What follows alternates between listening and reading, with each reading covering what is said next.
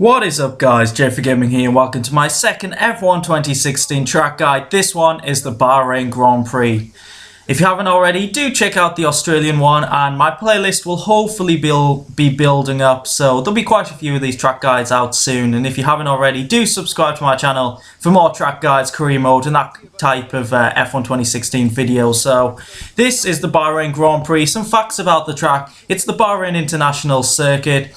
Circuit length is 5.4 kilometers. Most race wins by Fernando Alonso. He has 3. Ferrari have 4. And the race was first held in 2004 and last won by Nico Rosberg in the 2016 series. So you'll see my setup in the background. Once again, I won't be talking about it. I'm not a setup expert. I just use other people's setups online and then tweak them depending on how it feels with me. So yeah, if you do want to use the setup, go ahead.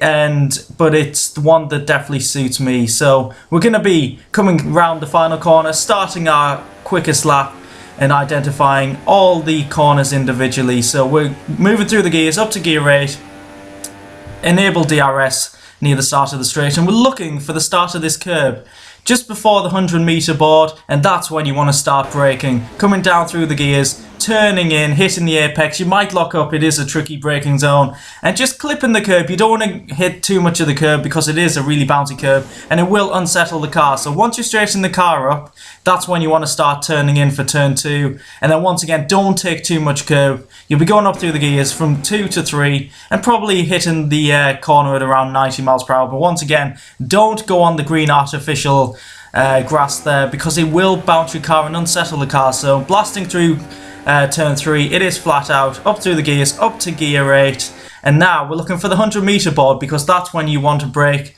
for turn 4. And then once you do hit 100 meters, we'll be turning in, going down from gear 8 to gear 3, and you want to attack this curb quite a lot, taking a lot of curb but making sure you don't lose the back end, which is very easy to do. On the exit, straight the car up, be very cautious on the traction, and now you want to be looking for this curb here. You want to be making the most of the track, and then once you do hit the curb, start turning in from gear 6 down to gear 4 and making the most of all the curbs through this section. Usually I wouldn't do this, but I found it did gain me quite a bit of time. So gear 4, sweeping to the left, making the most of the inner curb, up to gear 5. We're at around 130 miles per hour at the moment. Then you can clip the exit curb. I didn't on this occasion, but now braking for turn 8 here. If you look to the left, there's a barrier that goes into a tyre barrier. That's when you want to brake. I don't actually have a brake marker there for myself. I just naturally turn in and have that kind of thinking with some corners. Now you want to be at the apex, turn 2. On the exit, be very careful about traction here and the exit curve because it can spin your car. And this is the tricky turn 9 into turn 10. I use this line, and then just after this line I do brake. But make sure you don't lock up. Don't go too hard on the brake pedal. You will most likely lock up. We're down to gear 2. Don't take too much of this curb either because it really doesn't settle the car. And on the outside, avoid that curb as well. Go up through the gears, enable DRS, and then blast. Setting up turn 11 here. Going on the curb to extend the track. Look for the 100-meter board because you will be braking between the 150 meters. So around 75 meters.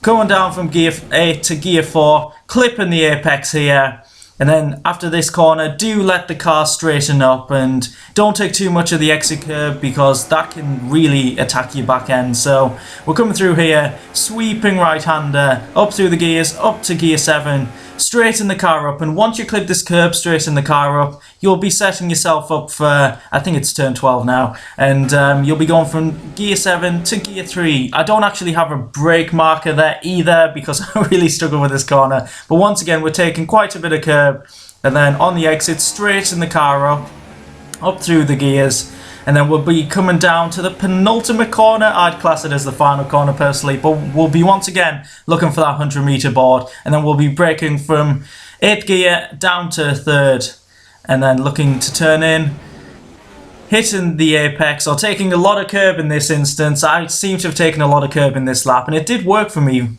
which was kind of strange. So we're coming through. This is the final corner, which it really isn't. Coming up through the gears, blasting to the line, DRS, don't forget that. And that was my individual corner analysis. Now to go to the full lap, uninterrupted, here we go.